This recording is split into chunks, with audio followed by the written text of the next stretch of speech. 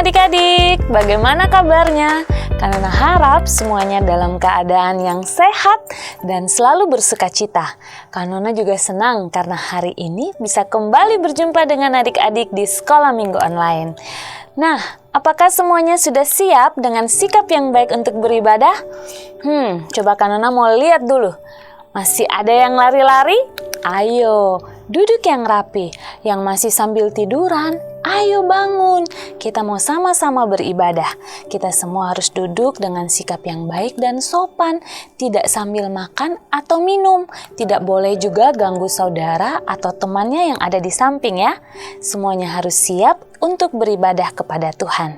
Nah adik-adik, mari kita sama-sama memulai ibadah hari ini. Kita naikkan pujian, dalam suka duka ku kan tetap tersenyum.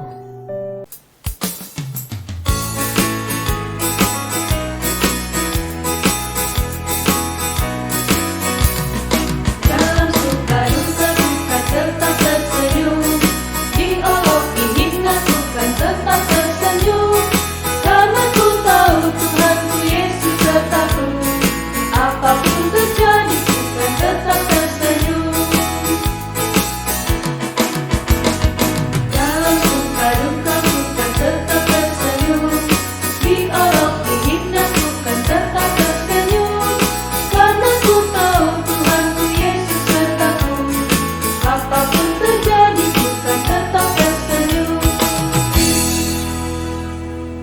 Nah adik-adik, mari kita sama-sama berdoa untuk mendengarkan firman Tuhan. Tuhan Yesus, kami bersyukur untuk kesempatan hari ini. Kami akan sama-sama beribadah, memuji, memuliakan nama Tuhan. Dan secara khusus pada kesempatan ini kami akan mendengarkan firman Tuhan.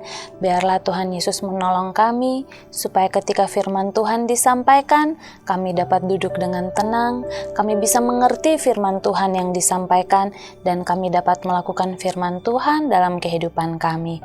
Tuhan Yesus memberkati Kanona, supaya juga dapat bercerita dengan baik, menyampaikan firman Tuhan secara baik. Kami serahkan untuk ibadah ini dari awal sampai selesai hanya dalam pertolongan Tuhan. Amin.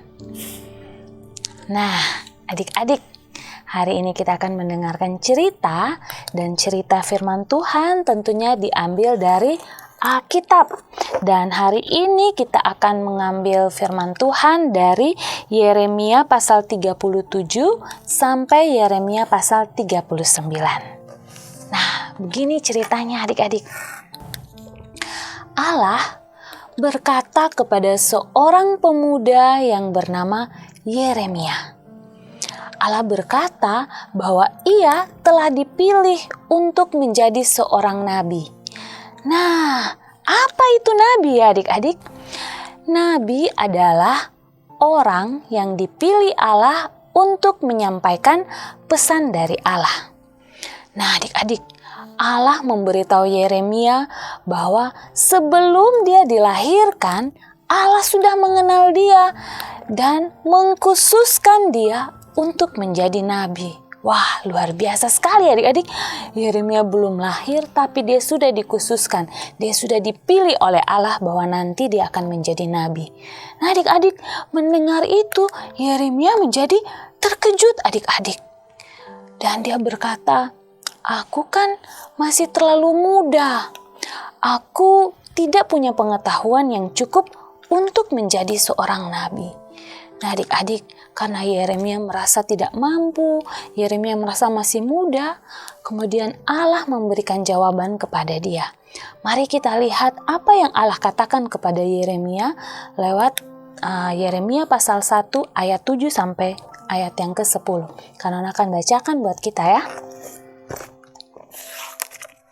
Yeremia 1 ayat 7 sampai 10 berkata, "Tetapi Tuhan berfirman kepadaku, janganlah katakan aku ini masih muda, tetapi kepada siapapun engkau kuutus, haruslah engkau pergi. Dan apapun yang kuperintahkan kepadamu, haruslah kau sampaikan. Janganlah takut kepada mereka, sebab aku menyertai engkau untuk melepaskan engkau. Demikianlah firman Tuhan. Lalu Tuhan mengulurkan tangannya dan menjamah mulutku. Tuhan berfirman kepadaku, sesungguhnya aku menaruh perkataan-perkataanku ke dalam mulutmu. Ketahuilah, pada hari ini aku mengangkat engkau atas bangsa-bangsa dan atas kerajaan-kerajaan untuk mencabut dan merobohkan, untuk membinasakan dan meruntuhkan, untuk membangun dan menanam. Nah, adik-adik, itu adalah firman Tuhan, bahwa Tuhan katakan kepada Yeremia tidak usah takut karena Tuhan yang menyertainya. Nah, adik-adik, menjadi seorang nabi itu memang bukan pekerjaan yang mudah. Tetapi firman Tuhan katakan, Tuhan berjanji untuk memimpin dan melindungi dia. Dan Yeremia nih adik-adik, Yeremia ini tidak melupakan kata-kata Tuhan. Akhirnya dia bersedia untuk taat kepada Tuhan, meskipun itu berarti dia harus menderita. Tetapi dia tahu dia dapat mengandalkan Tuhan. Seperti pujian yang tadi kita nyanyikan di awal, dalam suka duka ku kan tetap tersenyum karena ku tahu Tuhanku Yesus sertaku. Nah, demikian pula Yeremia, walaupun dalam keadaan sulit, senang, dia tetap mempercayakan pelayanannya kepada siapa? Kepada Tuhan yang pasti menyertai dia. Nah, adik-adik, Allah menyuruh Yeremia untuk memberitahu orang-orang Yahudi bahwa Allah akan menghukum mereka. Allah akan mengirim bangsa Babel untuk menghukum orang Yahudi karena mereka telah menolak Allah dan tidak menyembah Allah lagi. Jadi Allah memakai bangsa lain, memakai bangsa Babel untuk menghukum bangsa Yahudi, adik-adik. Wah, mendengar perkataan Yeremia, bangsa itu menjadi marah kepada Yeremia, adik-adik. Mereka tidak mau mendengarkan Yeremia. Mereka tidak percaya bahwa bangsa Babel akan datang dan berkuasa atas mereka. Mereka tidak percaya apa yang dikatakan oleh Yeremia. Padahal yang dikatakan oleh Yeremia itu adalah pesan dari Allah. Tapi mereka tidak mau percaya, adik-adik. Mereka malah marah kepada Yeremia. Nah, adik-adik, apa yang terjadi? Ternyata seperti perkataan Yeremia itu benar terjadi. Bangsa Babel datang untuk menguasai Yerusalem dan bangsa itu berkemah tepat di luar tembok kota itu.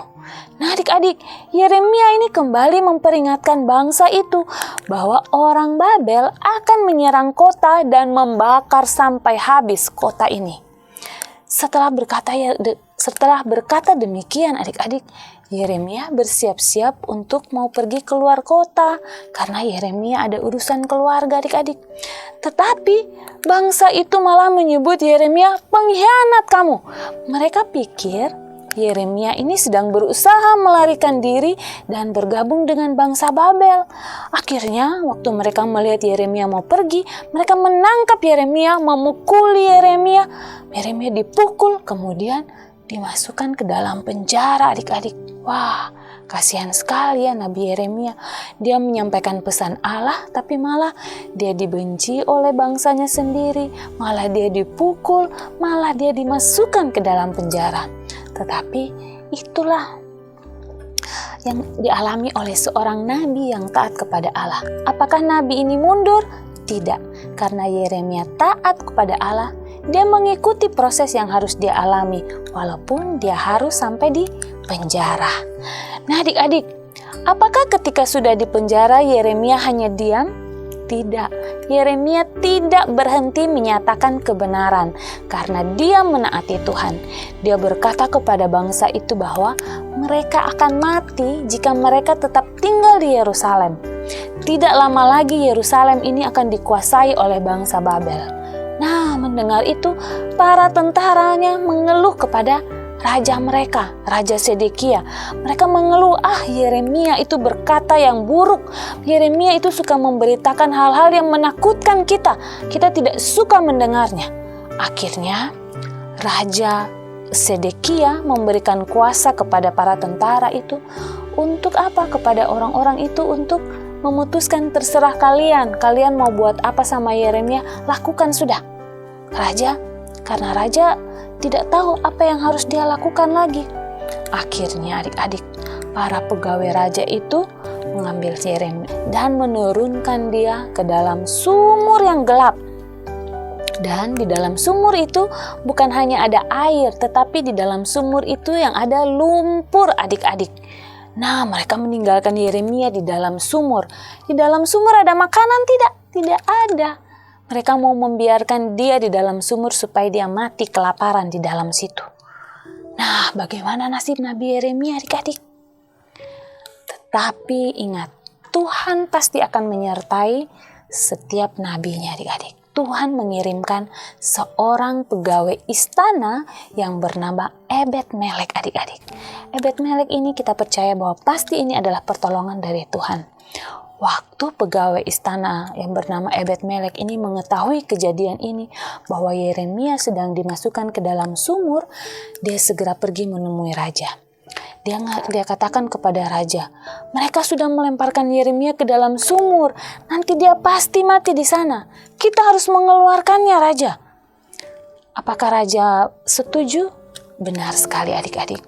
Raja akhirnya setuju untuk mengeluarkan Yeremia dari sumur dan membebaskan dia. Setelah Yeremia keluar dari sumur adik-adik, raja memanggilnya dan menanyakan kepada dia, apa yang harus raja lakukan? Apa yang akan terjadi dengan Yerusalem? Katakanlah.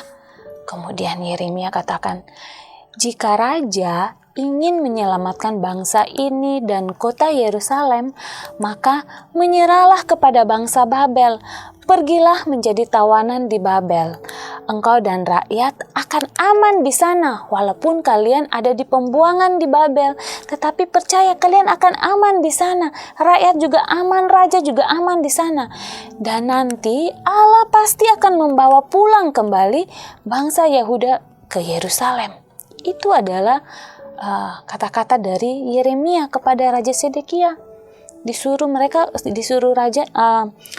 Yeremia menyuruh Raja Sedekia untuk menyerah kepada Babel. Tetapi Sedekia tidak mau taat. Raja ini tidak mau mendengarkan apa yang Yeremia katakan. Akhirnya terjadilah seperti yang Yeremia katakan. Bangsa Babel datang, mereka menguasai Yerusalem. Raja Sedekia ditangkap adik-adik dan kota Yerusalem itu dibakar. Rumah-rumah semuanya hangus terbakar adik-adik. Semuanya itu terjadi tepat seperti yang dikatakan oleh Yeremia. Nah adik-adik, bagaimana dengan nasib Yeremia? Yeremia tetap tinggal di Yerusalem dan Allah menjaganya dari bahaya. Allah juga melindungi Ebed Melek, pegawai yang menyelamatkan Yeremia dari sumur. Nah adik-adik, dari cerita hari ini kita belajar dua hal. Yaitu yang pertama, ketika Yeremia taat untuk menyampaikan firman Tuhan, memang itu adalah hal yang berat. Penderitaan akan ditanggungnya itu sangat banyak, baik dari bangsanya maupun dari bangsa lain. Tetapi bersyukur Yeremia bisa menjalaninya karena ia taat kepada Tuhan. Kalau kita taat, Tuhan pasti akan selalu buka jalan. Akan ada orang baik yang menolong, akan ada pembelaan yang Tuhan berikan. Karena itu, kita harus menjadi seperti Yeremia yang berani menyampaikan pesan Allah walaupun ada resiko yang harus kita tanggung. Contoh kecilnya, misalnya kalau ada teman di sekolah, di kelas dia nyontek adik-adik, kita harus melapor pada ibu guru. Walaupun mungkin nanti adik-adik bisa dibenci oleh teman itu, tapi kita sebagai orang Kristen harus menjadi orang Kristen yang pembawa kebenaran, harus memberitahu kebenaran. Nah, yang kedua yang kita pelajari dari kisah ini yaitu bahwa Allah sebenarnya menghukum bangsa itu bukan karena Allah tidak mengasihi mereka, tetapi Allah memberi hukuman agar mereka bisa mengoreksi diri dan mau kembali kepada Allah dalam ketaatan. Seperti kita pun sering dihukum, seperti adik-adik mungkin sering dihukum oleh orang tua. Itu bukan karena papa mama tidak sayang kepada adik-adik, tetapi adik-adik dihukum supaya adik-adik bisa mengoreksi kesalahan dan bisa berubah. Misalnya kalau ada yang malas belajar, akhirnya dihukum tidak boleh main HP. Nah itu karena orang tua sayang kepada adik-adik, supaya adik-adik harus rajin belajar dan menjadi anak yang pintar. Tidak boleh mengeluh kalau mendapat hukuman yang mendatangkan kebaikan untuk masa depan adik-adik. Nah, demikian cerita Kanona hari ini. Biarlah cerita ini boleh menjadi berkat bagi adik-adik semua. Sekarang Kanona mau ajak adik-adik untuk menghafal ayat hafalan yang diambil dari Ulangan pasal yang ke-16. Kanona ulangi, kita akan menghafal ayat hafalan dari Ulangan pasal 6 ayat 17. Haruslah kamu berpegang pada perintah, peringatan, dan ketetapan Tuhan Allahmu yang diperintahkannya kepadamu. Sekali lagi ya, Ulangan 6 ayat 17. Haruslah kamu berpegang pada perintah, peringatan, dan ketetapan Tuhan Allahmu yang diperintahkannya kepadamu. Nah, ayat hafalan ini dihafal di rumah ya adik-adik. Dan kita akan mengakhiri ibadah kita. Kanona informasikan juga kepada anak-anak yang ingin memberikan persembahan, dapat membawanya ke gereja Agape, dimasukkan di kotak persembahan yang ada di gereja. Atau adik-adik juga dapat memberikan persembahan melalui transfer ke nomor rekening bank yang tertera pada layar adik-adik sekalian. Oke adik-adik, mari kita mengakhiri ibadah hari ini dengan kita mau nyanyikan satu lagu yang mengatakan stop, ku mau katakan. Biarlah lagu ini mengingatkan kita untuk terus mau mengatakan tentang kebaikan Tuhan dalam kehidupan kita, mau menyatakan tentang Tuhan yang begitu hebat dalam kehidupan kita.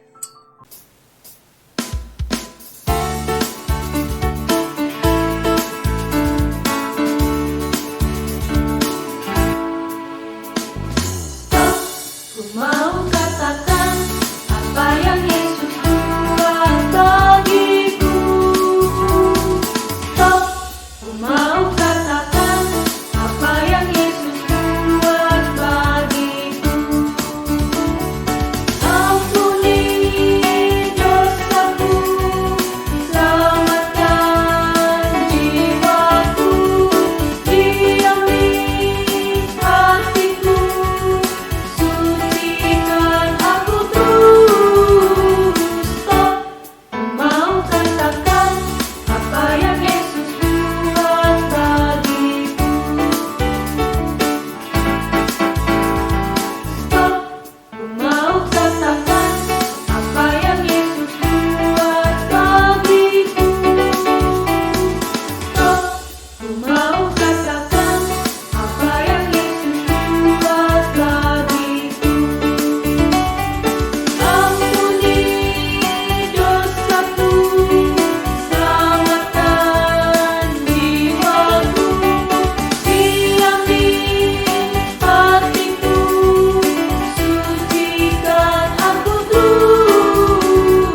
Stop, ku mau katakan apa yang Yesus buat bagiku. Stop. Baik adik-adik, mari kita mengakhiri ibadah kita hari ini. Mari kita berdoa. Tuhan Yesus, terima kasih hari ini kami sudah mendengarkan firman Tuhan, kami sudah memuji Tuhan, dan kami juga telah memberikan persembahan kami. Biarlah ibadah yang kami lakukan boleh berkenan di hadapan hadirat Tuhan. Biarlah Tuhan menolong kami bisa menjadi seperti Yeremia yang senantiasa taat kepada Tuhan, yang senantiasa menjadi seorang yang berani menyampaikan firman Tuhan. Ajarlah kami untuk senantiasa menjadi anak-anak yang taat dan juga dapat menyampaikan firman Tuhan dalam kehidupan kami, melalui kata-kata kami, melalui perbuatan kami. Tuhan sertai kami juga dalam kehidupan kami sepanjang 1 minggu ke depan, untuk kami senantiasa ada dalam pertolongan dan perlindungan Tuhan. Ampuni dosa dan salah kami, dan hanya dalam nama Tuhan Yesus Kristus kami sudah berdoa. Amin. Nah adik-adik, demikian sekolah minggu online kita hari ini. Kiranya adik-adik semua tetap setia beribadah, tetap rajin berdoa, tetap mengandalkan Tuhan dalam segala hal. Juga semuanya tetap jaga kesehatan ya. Shalom, sampai jumpa.